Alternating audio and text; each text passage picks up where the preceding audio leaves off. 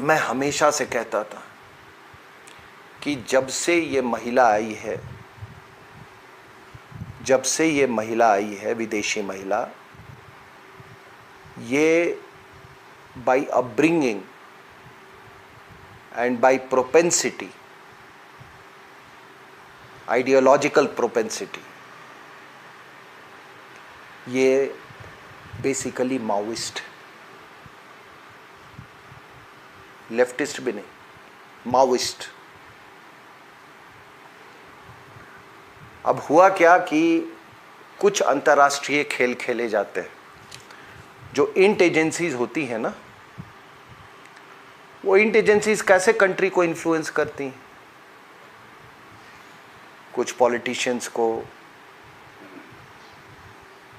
उनको प्रमोट करती हैं, कुछ आपके मीडिया में लोगों को प्रमोट करती हैं, कुछ मीडिया हाउसेस को प्रमोट करती हैं, कुछ आर्टिकल्स लिखवाने में वो करती हैं, कुछ बिजनेस हाउसेस को वो करती हैं, कुछ जो इंसर्जेंट ग्रुप्स हैं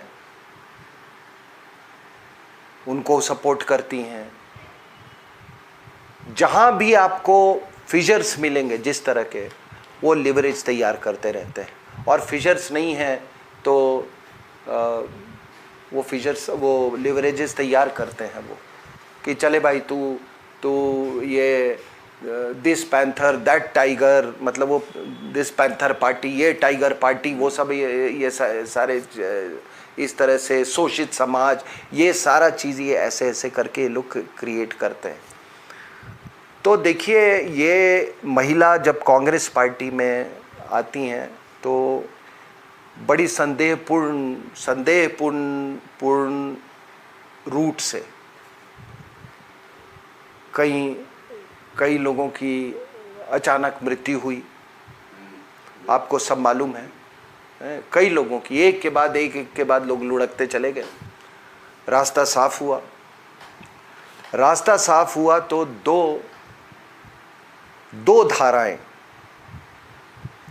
दो धाराएं कांग्रेस में बनी। एक वो टोपी वाला धारा जो थी, लेजिटिमेसी के लिए तो उनको रखना था, और दूसरी धारा जो थी वो मैडम की धारा थी, वो माओइस्ट वाली धारा। अब वो टोपी वाले में तो सब दो चार, एक बच गया, वो भी बेचारे वो बुजुर्ग आदमी कमर से झुक गए हैं, उनको वो बस फोटो ऑप्स के लिए उनको डाल दिया जाता था। बाकी जो आप जो कम्युनिस्ट कंट्रीज में जो वो देखते हैं ना, कम्युनिस्ट कंट्रीज में जो अरेंजमेंट की, the party is more powerful than the government. ठीक है, इसीलिए आप देखेंगे कि चाइना में अभी जैसे शी जिनपिंग जो है वो पार्टी का भी हेड है, उसका भी हेड है, मतलब हेड ऑफ स्टेट भी है, और वो चेयरमैन भी है मिलिट्री कमीशन का, वो तीनों चीज़, और उसने डिक्लेयर कर। तो उसी तरह इस विदेशी महिला ने क्या किया कि इसने ये बताने की कोशिश की कि ये पार्टी जो है वो मैटर करता है, ये जो प्राइम मिनिस्टर है ये तो मेरा चुना हुआ सेलेक्टेड प्राइम मिनिस्टर है। समझ रहे हैं मेरी बात? वो सेलेक्टेड प्राइम मिनिस्टर के लिए इसलिए भी ज़रूरी पड़ी कि एक दूसरा खेमा जो है अंतर्राष्ट्रीय पॉलिटिक्स में, वो चाहता था कि सरदार जी बने। उनके अपने दोनों ब्लैकमेल करते हैं, दोनों ब्लैकमेल कर, जैसे कोल्ड वॉर में भी होता था, नए कोल्ड वॉर में चाइना है। लेकिन इन्होंने दिखाया कि भाई पावर जो है यहाँ से कंट्रोल हो रहा है। तो इसने फिर नेशनल एडवाइजरी काउंसिल का गठन किया। नेशनल एडवाइजरी काउंसिल का गठन जो था वो छटे हुए माओवादी, छटे हुए एंटी नेशनल्स, छटे हुए एंटी नेशनल, वो आज भी आप देखोगे वो कहीं पे एक दो अखबार हैं उनको स्पेस मिलता है, और बाकी तो अब दिखते भी नहीं, छटे हुए एंटी नेशनल्स। और किसी ने, मतलब ये क्या, ये कम्युनिस्ट सरकार है क्या यहाँ पे? क्या ये कम्युनिस्ट सरकार है कि आपके पार्टी नेशनल एडवाइजरी काउंसिल किसको एडवाइस कर रहा था? किसको? क्या वो इटालियन में एडवाइस कर रहे थे, इटालियन भाषा में? क्या उनका औचित्य था, लेकिन फिर भी हम लोग को बात समझ में नहीं आई है।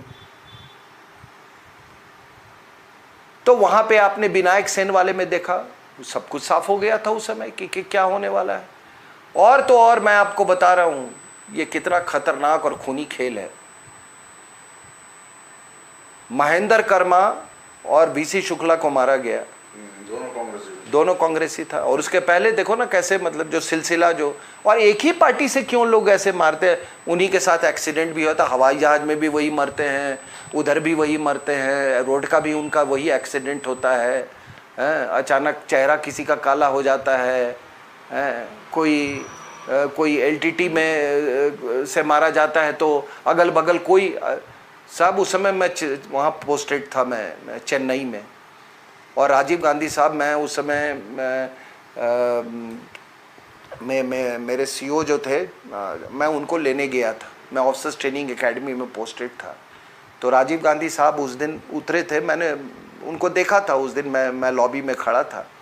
और बाद में वो हमारे वो पीछे से वो सेंट थॉमस माउंट के से वो श्री पेरुम्बदूर में गए थे। अब आप बताओ कि कोई भी आप देखते हो ना, कोई प्रधान, वो एक आदमी जो प्रधानमंत्री रहा हो, एक आदमी जो इतना बड़ा लीडर है, साहब मौत के वक्त में एक कांग्रेसी आसपास नहीं था। आप सोच सकते हो। तो ये तो पूरी साजिश ये कब से चल रही है। ये एक कांग्रेसी नहीं था। एक कांग्रेसी का मुझे नाम बता दो। वहां का जो लोकल एमपी था या थी, वो भी नहीं। ठीक है, जिसका नाम आया, जो शक था, जिसके ऊपर सबसे ज्यादा शक था, और मुझे वो शक बिल्कुल सही शक था, उससे इन्होंने कोरिलेशन कर लिया। कोई गम नहीं था राजीव गांधी के मौत का। ये तो उसके बाद से क्या होता है कि ये मैं कह रहा था कि जब ये वीसी शुक्ला और महेंद्र कर्मा मारे जाते हैं, वो बड़ा मार्मिक दृश्य था, जिस तरह से उनको गोलियों से भूंज डाला था। उसके बाद ये चुनाव के पहले वो राज बब्बर वहाँ आते हैं और कहते हैं कि ये जो ये माओवादी हैं, ये क्रांतिकारी हैं। तो यानी कि आप ये कहना चाहते हैं कि वीसी शुक्ला और महेंद्र कर्मा क्रांतिकारियों द्वारा मारे गए थे। आप यही कहना चाहते हैं ना।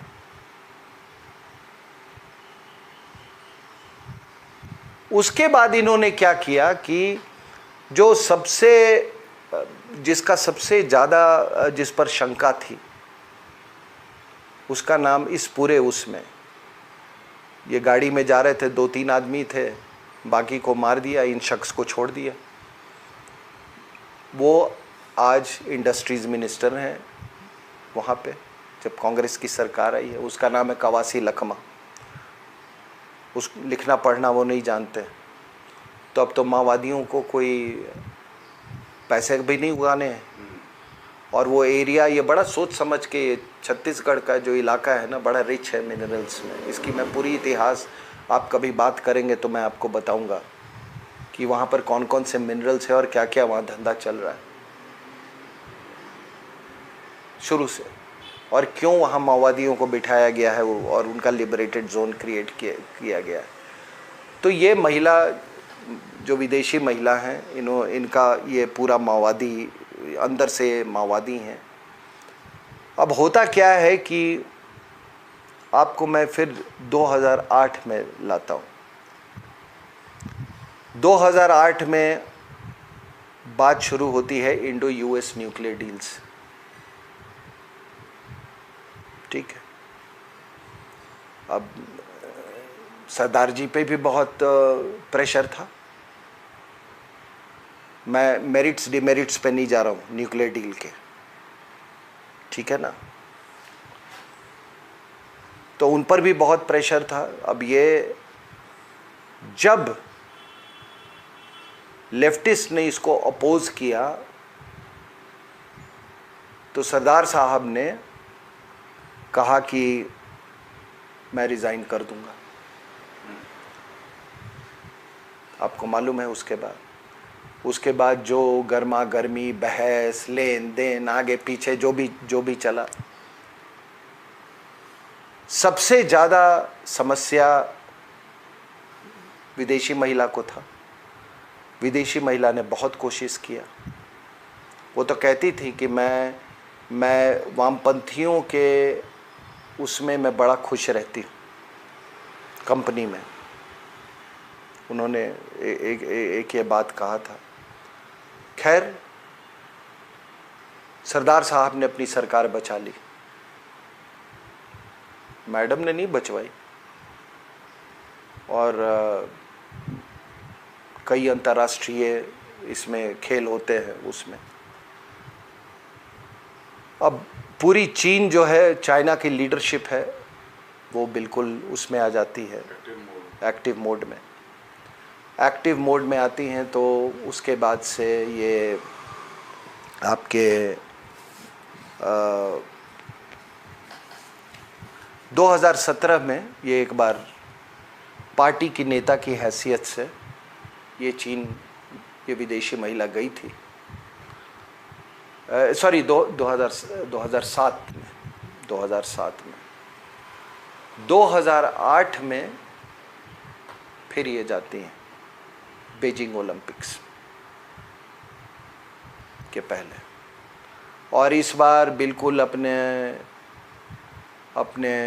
पुत्र पुत्री, दामाद, बच्चे, पूरे खानदान के साथ जाती हैं वहाँ पे। शी जिनपिंग उस समय वाइस प्रेसिडेंट होते थे और पॉली ब्यूरो के एक इम्पॉर्टेंट मेंबर।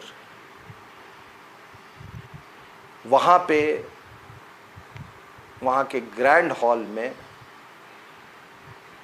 दोनों के बीच में एक सीक्रेट MOU साइन होता है, मेमोरेंडम ऑफ अंडरस्टैंडिंग।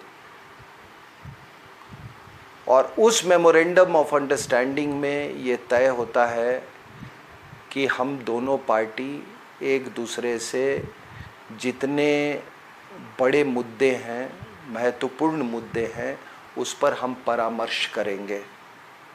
दूसरा कि जितना भी क्षेत्रीय, अंतर्राष्ट्रीय जो डेवलपमेंट्स जो होते हैं, उस पर हम एक दूसरे से मिलके हम काम करेंगे। समझिए। और उस समय आपको हैरानी होगी कि जो इनविटेशन गया था, सबको गया था। जॉर्ज बुश को गया था, ये आपको गॉर्डन ब्राउन ने क्लोजिंग, जो यूके के प्रेसिडेंट थे, वो क्लोजिंग सेरेमनी, सार्कोजी को गया था, ये सब लोग को गया था।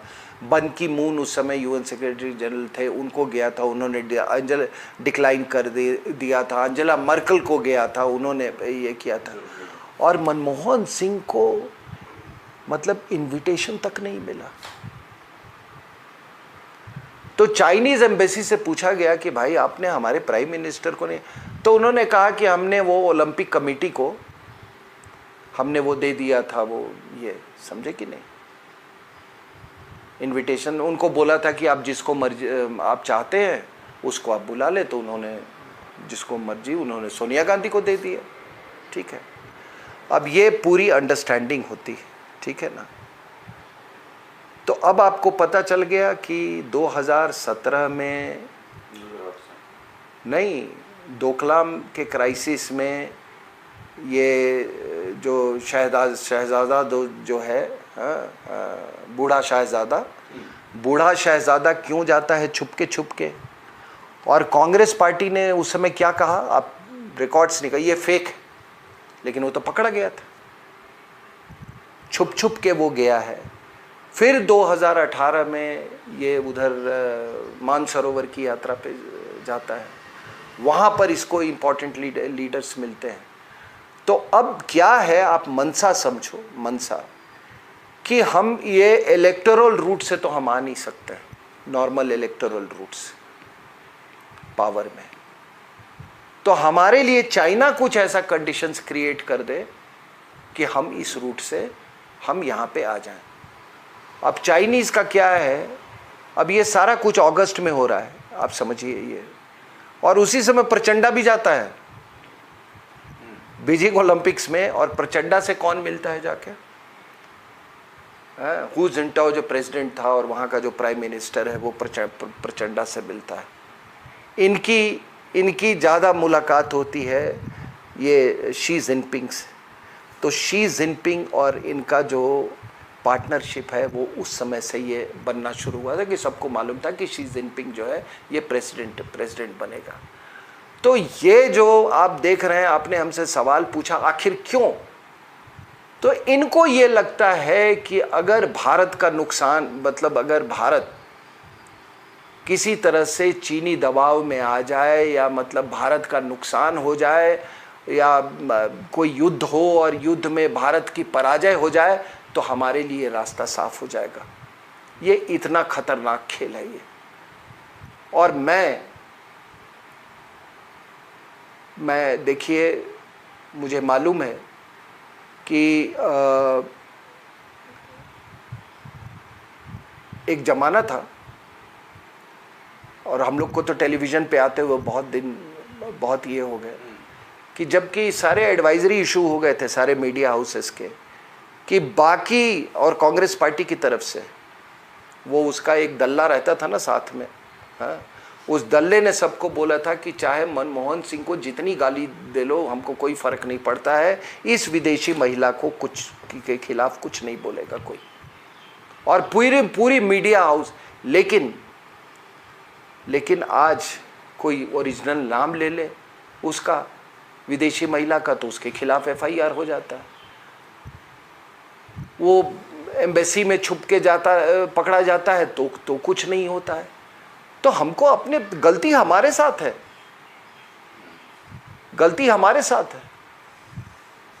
और मुझे कभी अगर ये देखे 2008 का ये अगस्त में ये सब हो रहा है और यहाँ पे नवंबर में ये 26/11 होता है, कहीं उस साजिश में ये लोग भी तो नहीं शामिल थे पाकिस्तानियों के साथ?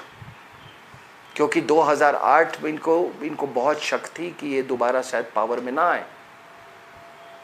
तो ये पूरा हिंदू टेरर बनाने में क्या चाइनीज़ ने भी तो इनकी मदद नहीं करवाई है पाकिस्तान के through?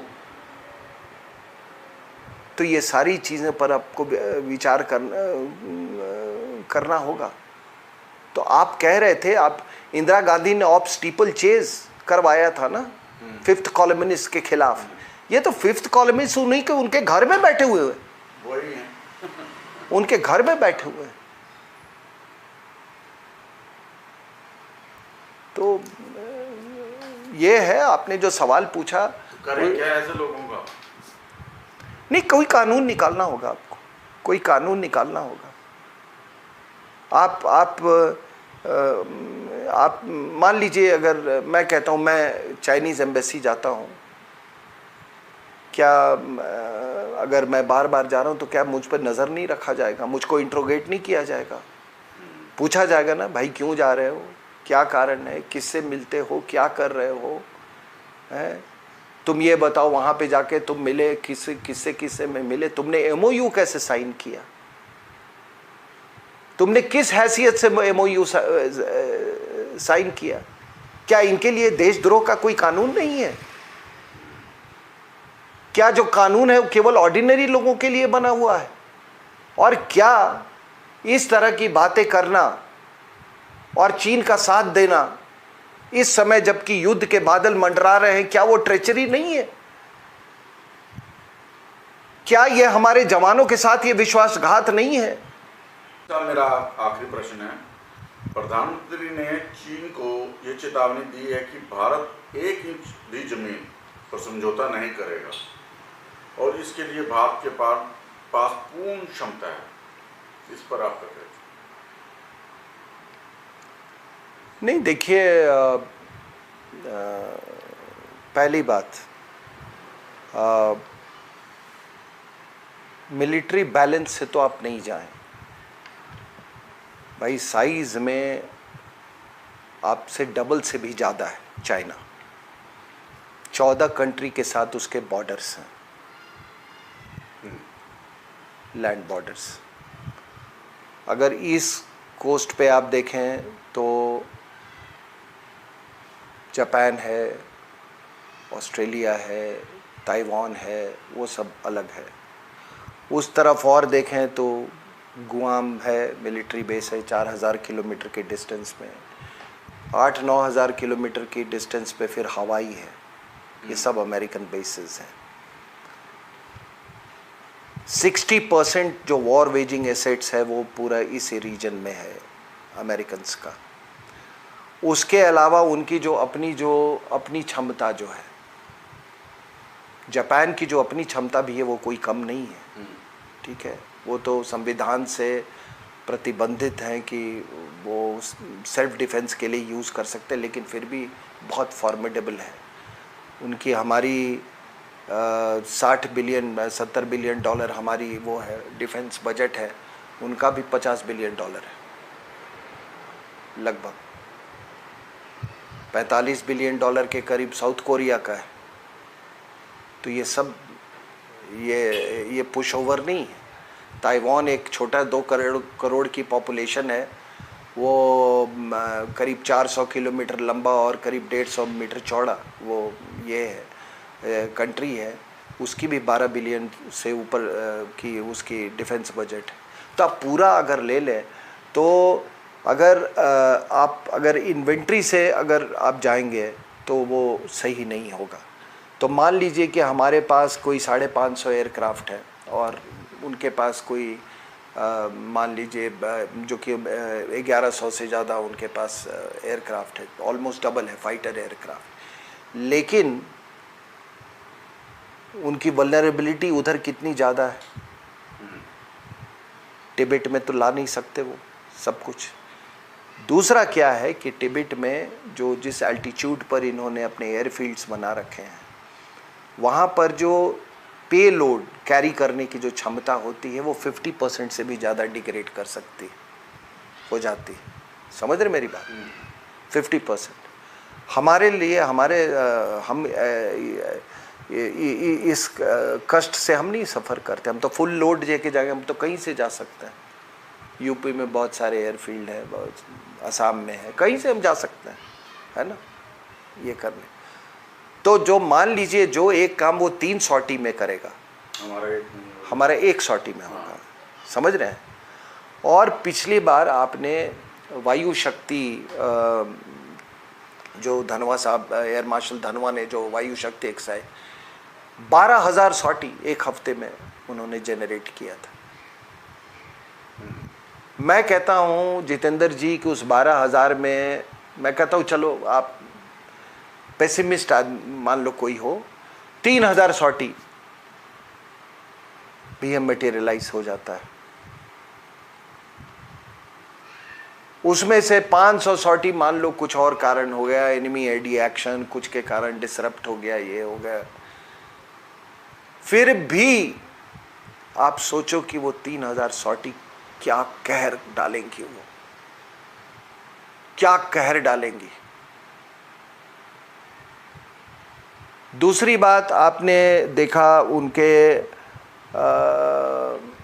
Toad artillery, transport aircraft, attack helicopters में हम उनसे कहीं भी हम ज़्यादा है उसमें। सेल्फ प्रोपेल्ड आर्टिलरी तो यूज़ होता नहीं है माउंटेन्स में, लेकिन टोड आर्टिलरी की आज हमारी स्थिति बहुत अच्छी है। मैं कन्वेंशनल उसकी बात कर रहा हूँ। हमारे पास अगर सिपरी के उससे जाए, मुझे क्या मालूम, मैं तो भी ओपन सोर्स से जाता हूँ, हमारे पास 150 न्यूक्लियर वॉरहेड है। उनके पास सिपरी के मुताबिक 320 है। अगर बात इफ पुश कम्स टू शव, अब आप 150 न्यूक्लियर वेपन्स के साथ अगर हमारे पे अगर एग्जिस्टेंशियल क्राइसिस हो गया तो फिर सब कुछ है। ये ज़मीन है, ये हिंदुस्तान है तो हम हैं। अगर ये ज़मीन ही नहीं रहेगी, हमारी स्वायत्तता नहीं रहेगी, तो फिर कुछ भी नहीं। ठीक है, मिसाइल पावर आपको मालूम है, हम एक बहुत एडवांस्ड कंट्री है। उसमें।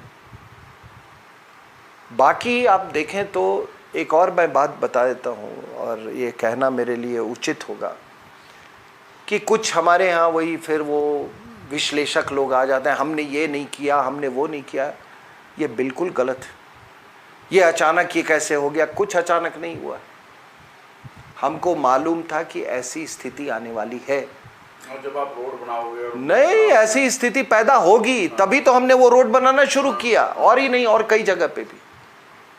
तभी तो हमने ये अपना एयरलिफ्ट, स्ट्रैटेजिक एयरलिफ्ट कैपेबिलिटी है, ग्लोब मास्टर, C-130, ये सारा कुछ खरीदा। ऑपरेशनल फ्लेक्सिबिलिटी के लिए हमने चिनूक हेलीकॉप्टर लिया। वहाँ पर हमने पानागढ़ में वो एक कोर को हम माउंटेन कोर को रेस करना शुरू किया, इसको कोर लेवल के ऊपर ले। तो ये ऐसा नहीं है कि हमको हम इसके बारे में सेंसिटाइज नहीं थे, हमको नहीं मालूम था कि ये क्या है। अब बॉर्डर्स को कैसे मैनेज करना है, एक ज़माना था ये, जो आप जब ये 92-93 तक का जो साइन हुआ है, पीस एंड ट्रैंक्विलिटी था, वो पीसफुल राइज ऑफ चाइना का पीरियड था। उन्होंने जान के आह्वान दिया था, कहा कि ठीक है यार, यहाँ पे ना समझौता कर लो, कोई झगड़े में नहीं पड़ना है, अपने को कंसोलिडेट कर लो। हम भी अपने आप को कंसोलिडेट कर रहे हैं, हमने किया, और धीरे धीरे जब क्षमता हुई है तो हमने बढ़ाया है। तो कोई इस गलत फहमी में, मैं आप लोगों से मतलब ये गुजारिश करूंगा कि मैं एक आदमी बहुत अपनी तरफ से, ईश्वर ने जितने मुझे शक्ति दी है, मैं बहुत गहरा अध्ययन करता हूं, और उस गहरे अध्ययन के बाद मैं कह रहा हूं कि आपको किसी को ये शक नहीं होना चाहिए कि कल को अगर कुछ हालात बिगड़ जाते हैं तो हम उसका सामना नहीं कर सकते हैं। आपने कहा इंडियन ओशन में ये चाइनीज़, आपने देखा हम्बनटोटा में आए, फिर मालदीव्स में अपना इन्फ्लुएंस बढ़ाना शुरू किया, फिर इन्होंने जिबूटी में वो किया, फिर रियूनियन आइलैंड। तो क्या हमने नहीं किया? हम बिल्कुल सजग रहे, सतर्क रहे। अगर उन्होंने ग्वादार में जब उसको इंटरेस्ट वहाँ पर इंग्रेस का इनका वो हुआ इन्फ्लुएंस आया, या उनका प्रेजेंस डायरेक्ट इनडायरेक्ट, तो हमने ठीक उसके ऑपोजिट में ओमान में दुकुम में अपना ये बनाया, ऊपर में चाबहार में बनाया।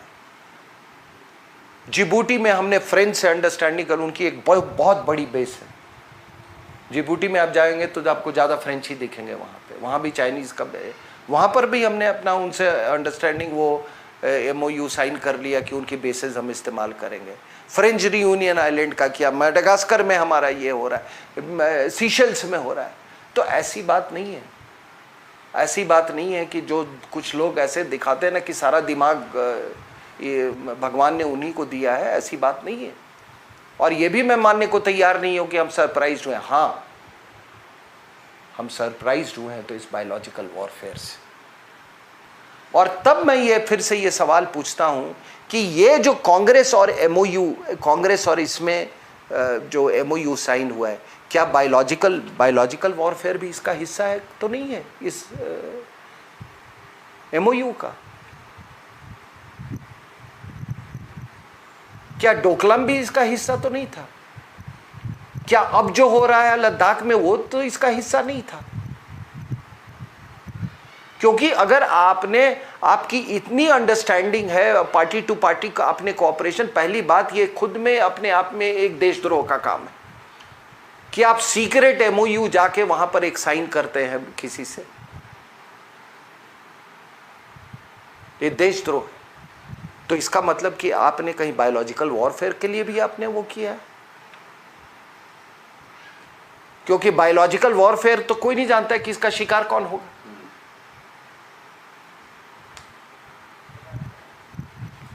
तो ये कोई भी, किसी को ये शक ना रहे कि जो प्रधानमंत्री ने कहा है कि हर इंच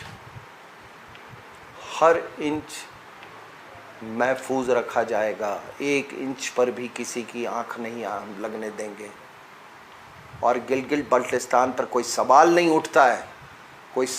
उठता है कि चाइना पाकिस्तान इकोनॉमिक कॉरिडोर वहाँ से गुजर जाए हमारे बिना उसके। वो कंटेस्ट होगा, इस तरह से तो ताइवान भी डिस्प्यूटेड है अभी। बिल्कुल। तो ठीक है हमारे पास। दूसरी बात कि अब लोग कह रहे हैं कि कुछ लोग कि आप एग्रीमेंट को क्यों नहीं ये करते। भाई हम एग्रीमेंट को अगर यूनिलैटरली मान लो फायर करके हम वो कर देते हैं, उसके लिए भी आप वो करोगे। लेकिन अब वक्त आ गया है। हांगकांग का इनका 50 साल का एग्रीमेंट था ब्रिटेन से, उसको इन्होंने एब्रोगेट कर दिया यूनिलैटरली। साउथ चाइना सी के ऊपर में फिलीपींस के उनके ICJ international court of justice ने अपना निर्णय फैसला सुनाया, उसको मानने के तैयार नहीं है। तो हम किसी की एग्रीमेंट से क्यों ये कर रहे हैं। तो हमको ये करना होगा। आपने सवाल पूछा क्या करना होगा, तो उसमें एक ये भी मेरा सुझाव है कि ये तिब्बत और ताइवान का कार्ड जो है हम दोबारा इसको रिटेन कर लें। हमने कहा था कि Tibet autonomous region is a part of China. No, Tibet is a disputed territory, not disputed territory. Tibet is as far as we are concerned an independent country and Taiwan is an independent country. क्योंकि जो हो रहा है इससे बुरा नहीं हो सकता है। इन्होंने हमको सब जगह पाकिस्तान को पालतू कुत्ता बनाया, इन्होंने नेपाल को पालतू कुत्ता बनाने की कोशिश ये कर रहे हैं। हमको NSG में इन्होंने अपोज किया, हमको UN में अपोज कर रहे हैं। तो आप किस चीज़ का इंतज़ार कर रहे हैं? वो एक क्या है, एक फिराक का एक शेर है कि बासफ़ा ज़िंदगी क्या बासफ़ा दुश्मनी भी नहीं मिलती।